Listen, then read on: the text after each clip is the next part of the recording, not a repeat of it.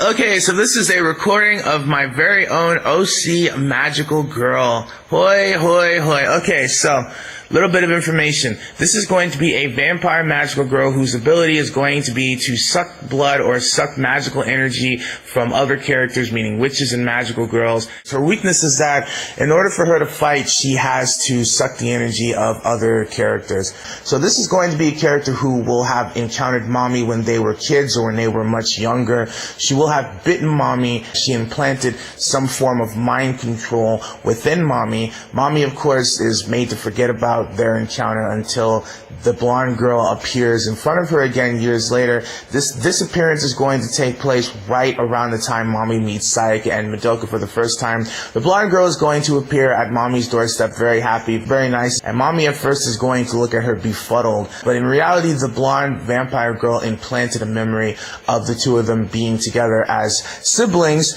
which is basically a lie. It was just there to manipulate Mommy and make her think that, hey, they're related even though they're not. So at first Mommy is confused even though the blonde girl is happy, smiling, hugging her.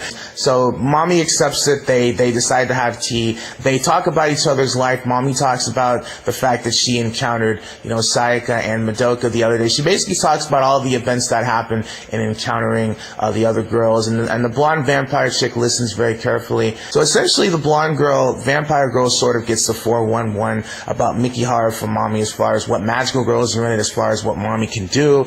And Mommy has no idea that the blonde girl is basically there as a liar, as a manipulator, and the blonde girl just basically wants to take control of Mikihara City, and she basically learned about the city from Kyubey, and that's why she's there. She's there to manipulate Mommy and have Mommy do whatever she wants her to do, and to basically take control of the city by defeating all the girls, by learning about who they are. So Mommy and the vampire chick the next day, which is episode 2, go to meet Madoka and Sayaka for witch hunting practice. The blonde vampire girl immediately takes a liking to Madoka, clings to her, is all happy-go-lucky and smiley toward her, and makes Madoka feel very welcome, and this kind of shocks Sayaka and Mommy. She's very neutral towards Sayaka. They're not friends, but they're not enemies either. So she's gonna mostly be focused on Madoka, and very cute, and maybe a little seductive, which could also piss Homura off, because it would create a little bit of a love triangle where the blonde evil chick is really into Madoka, and Madoka is very uncomfortable, and Homura is kind of jealous, and maybe Sayaka is a little jealous too, and Mommy is she's kind of nervous about the situation, and maybe she tries to tell the blonde girl to calm down a little bit, and the blonde girl is really cute, really sassy, kind of like, oh my god, but she's so cute, I just want to hug and touch her all day long. So yeah, this is essentially going to be what happens. So they basically go witch hunting, and it's within this that the OC girl is able to see Mommy perform, as well as all the other girls, and she's also able to showcase her magical abilities too during episode 2, where she's able to use some kind of special eye magic and maybe create like illusions within her opponents, which kind of goes with her vampire abilities, and she uses this on the familiars, and that's how she's able to confuse them, and she sucks their energy in the process, and she uses the magic, but she has to suck the energy of the characters, which kills them, and at the same time replenishes her own magic so that she can function and so she can move on. So she displays this power in the barrier. Homura is watching her, suspicious of the character, and the blonde girl actually knows that Homura is watching and following them, unlike the other girls who actually had no clue. But the blonde girl is very crafty. She's aware of Homura, and she's smiling and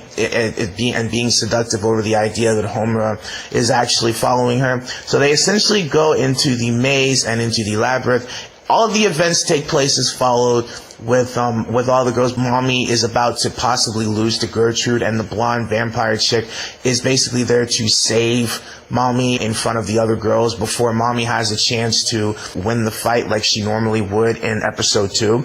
Which makes them trust her more because of the fact that she saved Mommy, because of the fact that she's portrayed as being very strong in the fight.